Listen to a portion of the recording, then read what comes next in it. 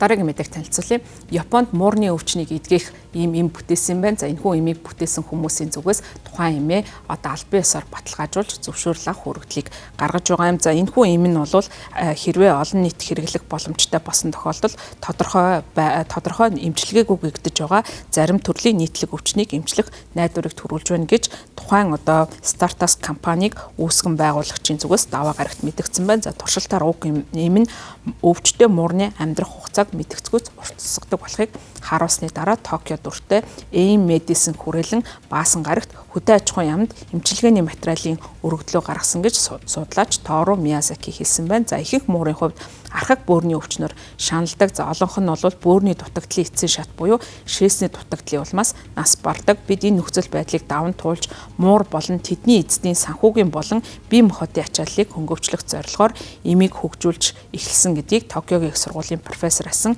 Миязаки Франц пресс агентлагт ярьсан байна. За Миязакийн судалгаа 5 жилийн өмнө эхэлсэн байна. За тухайн үед бол COVID-19 цар тахал дэгдсэн. За ингээд судалгааны багийн хувьд бол санхүүгчлэлтийн хомсдолд орсон. За ингээд уг имийг боловсруулах үйл ажиллагаагаа зогсоох шаардлагатай болсон.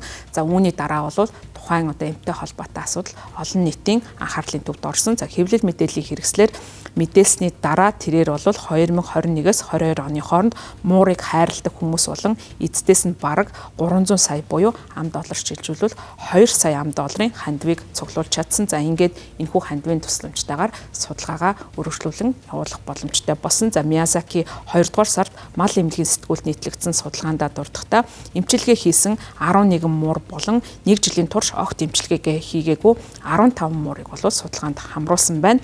Эмчилгээ хийлгсэн муурны амьд үлдэх нийт түвшин нь бол 80-аас 83% байсан бол эмчилгээгийн муурны хувьд амьд үлдэх хувь нь 20% байсан нь ямар үр дүнтэй юм болохыг бол судалгаанаас харж болохоор байгаа юм. Америкийн нэгдсэн улсын Корнелийн их сургуулийн муурны эргэнүүл мэндийн төвийн мэдээснээр бөөрийн архаг өвчин нь хөгшин муурнуудын дунд түгээмэл тохиолддог 10 болон түүнээс дээш насны муурнуудын хувьд 40 хүртэлх хувьд нь 15-аас дээш настай муурны хувьд 80% нь энэ өвчин нөлөөлдөг гэсэн судалгаа гарсан. За энэ бол тодорхой эмчилгээгүй дамжирдаг өвчин гэдгийг тус төвөөс анхааруулж байгаа. За тэгэхээр энэхүү имийг цаашид одоо хэрэглээнд нэвтрүүлсэн муурны амийг аврах мөн муурны эздэд ч гэсэн санхүүгийн болон бусад одоо эд материалын за мөн сэтгэл санааны дэмжлэг үзүүлэх боломжтой гэж судлаачид онцолж байна.